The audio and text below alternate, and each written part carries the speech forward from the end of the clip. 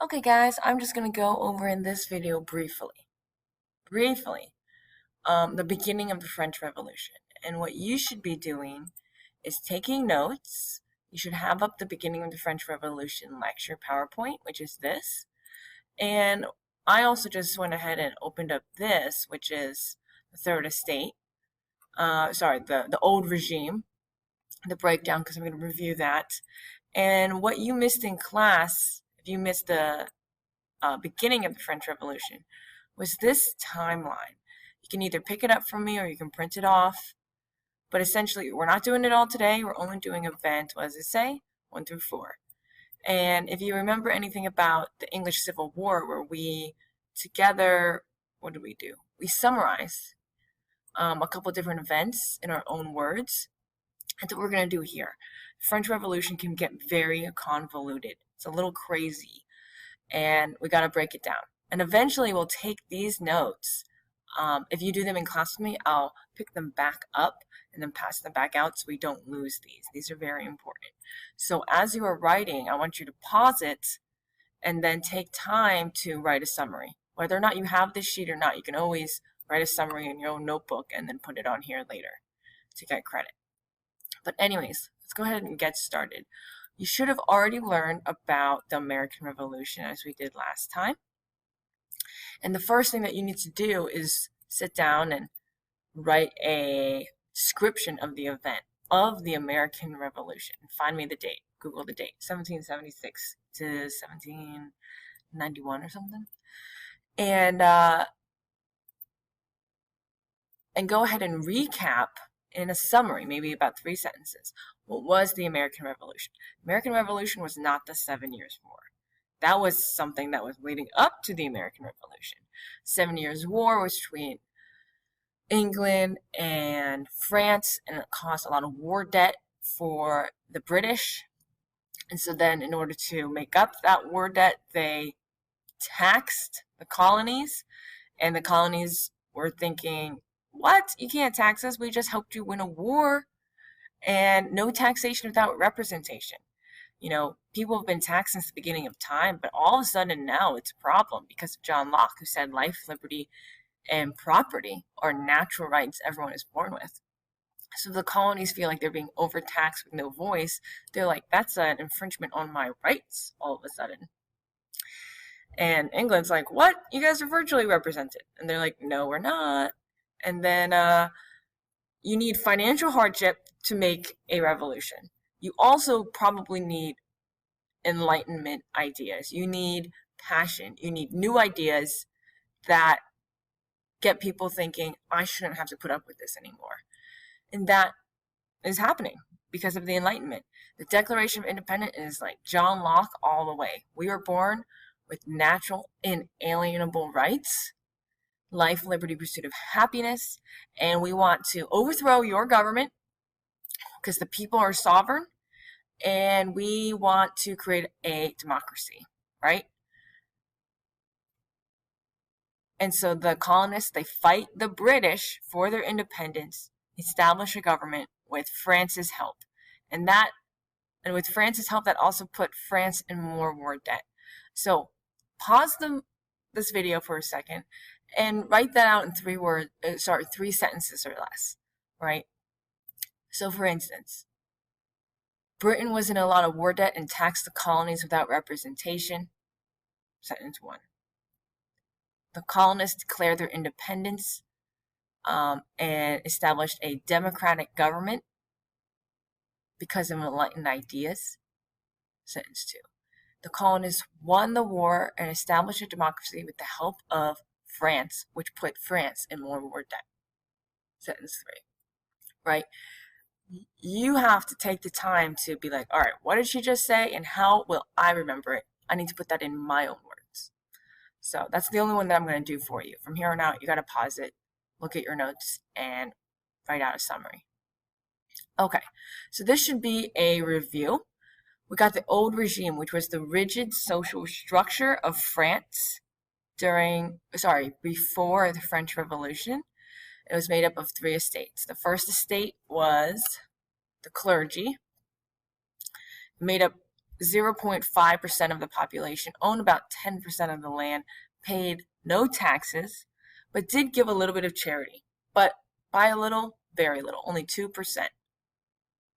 of their income went to charity. Yet they owned over 10% of the wealth in France. They own about 10% of the land. So that just goes to show you they're not giving their fair share. The second estate is made up of nobles. About 2% of the population owned about 20% of the land, and paid zero taxes. So only a little bit of people own a lot of wealth and give nothing back, zero, because that is a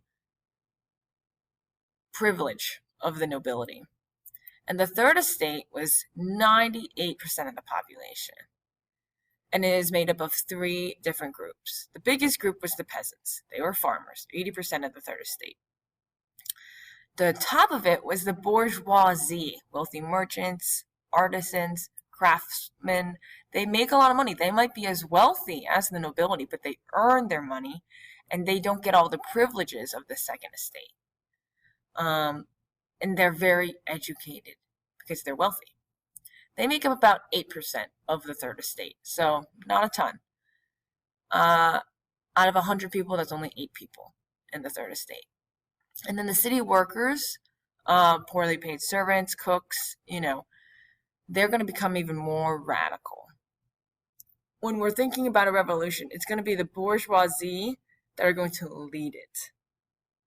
But it's going to be these people that are going to demand in large numbers that, hey, you're not going far enough with the changes that we want. And we're going to riot and burn and plunder until you do.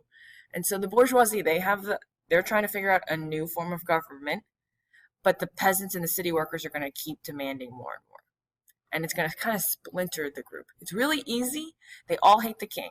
They all hate the second estate and the king. And the fact that they are taxed 50% of their wealth.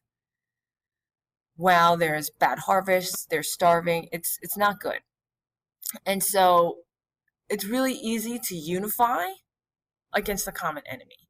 And that's what we're going to see. But once they get power, it's going to kind of spiral out of control. All right. So that should be our review. And this should be the next part. Well, if you wanted to just see the breakdown again, it's right there. All right. So there's a lot of financial hardship, which we talked about. There's a lot of inequality in the old regime, which we already talked about. There's a lot of war debt, but there's also got to be a poor leader.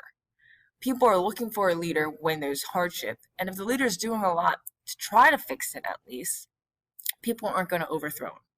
But if he looks like he's doing absolutely nothing, and he's living it up with his wife, Marie Antoinette, who does nothing but wear lots of jewelry and eat lots of food and have lots of feasts while everyone else is starving, then people are going to get pretty upset. Louis XVI is the king. He is an absolute monarch. He is in a lot of debt because of all the wars, and there's not enough money. There's not enough money for France. France is practically bankrupt. He doesn't do anything about all these economic problems. He keeps kicking the can down the road. And he practically has to call France bankrupt.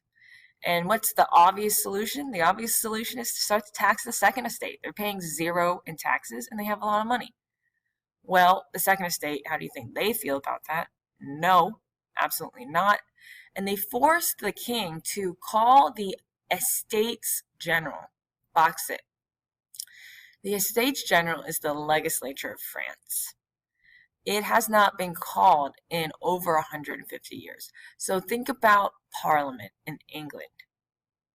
It's like Parliament in England, except it's much weaker. Parliament in England traditionally had more power, and the kings had to share power with Parliament. Here, they haven't been called in 150 years. So it's Louis the 16th is not used to sharing power with this Parliament. But they're going into financial hardship. They're going bankrupt. He has to do something, so he calls these Estates General, the legislature in France. And the Estates General is essentially a group of people trying to make laws, pass new tax laws, run the country a little bit. And each of the 3 estates get a vote. Each of the 3 estates gets only 1 vote, though. So make sure you write that down. So 1 vote, 1 vote, 1 vote. Even though these 2 only make up about 2.5% of the population.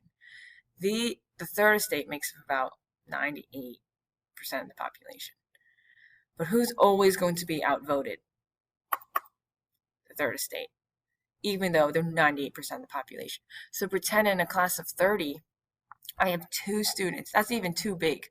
I have 1 student who's representing both of these as my favorite student, and they get all these privileges, they get all this extra credit, and the 3rd estate is failing. That's 98% of the rest of the class. And we take a vote, and everyone else loses because their vote is equal to the vote of my favorite student or favorite 2 students, right? That's totally unfair. That's kind of what happens in the Estates General. The Estates General is called to debate the taxes of the 2nd estate. 2nd estate's like, no, we don't want to be taxed. That's a no vote there. The 1st estate says, well, we don't want the 2nd estate to be taxed because if they're going to be taxed, then we're next. So no. So it's 2 against 1. The 3rd estate's like, yes, of course, tax the 2nd estate. We're paying too much in taxes. You got to tax someone else. And so they vote to tax the 2nd estate. Well, they're outvoted. Makes them pretty angry. And what they do is they kind of break away from this Estates General. They're so bitter. And they kind of form their own. The result is 2 against 1. The 3rd estate is outvoted. And they form their own group, and they call themselves the National Assembly. And they say, hey, let's just break away, and we're going to be the new legitimate government of France. The king doesn't know what he's doing. He's not listening to 98% of the population. Let's create a club, essentially, and let's write a new constitution and make a new form of government. Hey, if America could do it, why can't we?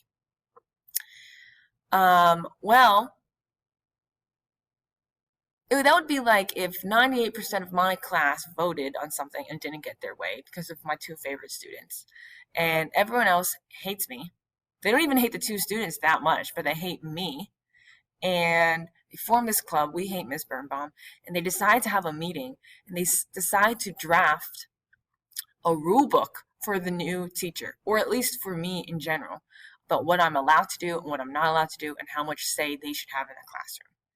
That's what the National Assembly does. They're like, we're going to create a new government and we're going to create a new rule book. And a new rule book is called a constitution. And so they go and they want to meet, and the king is like, what? You guys can't do this. Like, this is crazy. And so he locks the meeting doors of where they're supposed to meet, and that doesn't stop a group like this. Instead, they break down the doors of an indoor tennis court. So this must be like a picture of an indoor tennis court, and this is where the spectators go. And they decide at that indoor tennis court oath that they must create a new constitution, and they will not leave until they write up a new constitution. All right. So Louis calls the Estates General to session, summarize it. Why does he do it? Noble wants to attack the nobility. What is the Estates General, and what's the result of this meeting? The 3rd estate was outvoted. And then the 3rd estate creates their own group called the National Assembly. They declare themselves the true government of France. The king's still alive, not super happy about it. They got locked out of a tennis court. They got locked out of their meeting place, so they break into a tennis court, and they make an oath.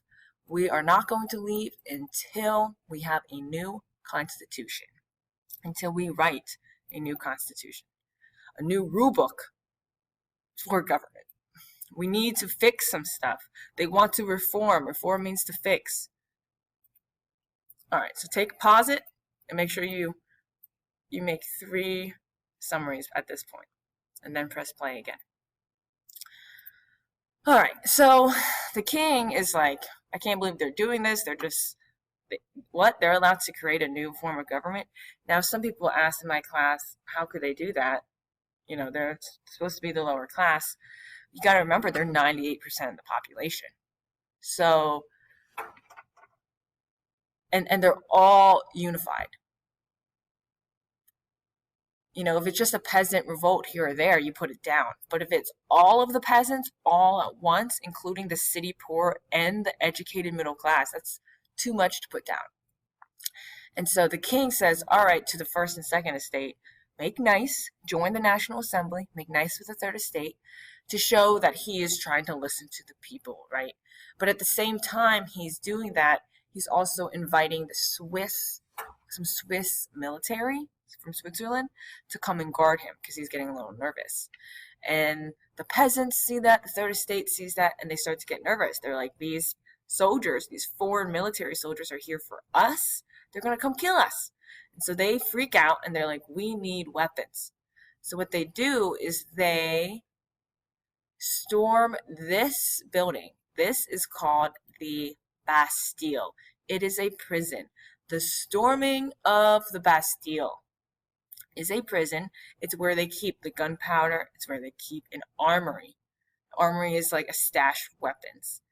And all these people in the third estate storm the Bastille, overtake the king's guards, release the prisoners, and take all the weapons. And it's a political prison, so it's a symbolic gesture to show that the French Revolution has started and that we are really angry at the king. This happens. You don't have to know a lot of dates, but you have to know this one. July 14th, 1789. It is celebrated as Bastille Day today in France. It is the equivalent to 4th of July for us. For us, the 4th of July was the day they signed the Declaration of Independence. It was symbolic of the first step towards revolution. In this case, Bastille Day, the day they stormed the prison for the armory, that's the first bloodshed. About 200 people died. And that is a symbol for the French Revolution, for the beginning of the French Revolution. So make sure you also have the date, July 14th, 1789. Why did the Third Estate storm the Bastille? What did they want? And what did this day result in?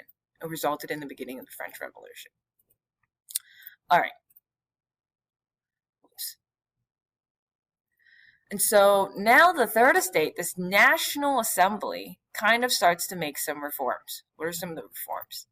Well, the first reform needs to be to end absolute monarchy, end feudalism, end the old regime, end the inequality. We don't want this anymore. Let's get rid of it. End it. And they want to bring about liberty, equality, and fraternity. Liberté, égalité, fraternité. Fraternity is brotherhood. So people are not just viewing themselves as as their social class, like a peasant or a cook. Now they're starting to view themselves as a citizen of France who should have equal say in their government. And the National Assembly writes this document. This is the document right over here. And it is the Declaration of the Rights of Man and Citizen. So imagine like our Declaration of Independence, you know. And then they also finally, a couple years later, draft the Constitution of 1791. This is what makes France a republic. A republic is a democratic form of government. Now, they might still allow the king to be around a little bit, but pretty much have no power or much less power. They get universal male suffrage. Suffrage does not mean suffering. Suffrage means voting. Universal male voting. So not females, but male. And universal means anyone from any social class. So even a male peasant should be able to vote in this new form of government. And if you go here, no person shall be accused and arrested unless they, deserve it. The law shall provide for such punishments only as are strictly and obviously necessary. We have that idea in America. The punishment should fit the crime. All persons are held innocent until they have been declared guilty. We have that in our country. So this is just saying, this is like our Bill of Rights, honestly. All men are born and remain free and equal rights. These rights are life. So our liberty, property, and security, and resistance to oppression. Let's preserve the natural rights of man. That's like John Locke all the way. And so this is just a very enlightened revolutionary document that says these are our rights, and then they create a constitution, a new form of government, and they make France a republic. At one point, they are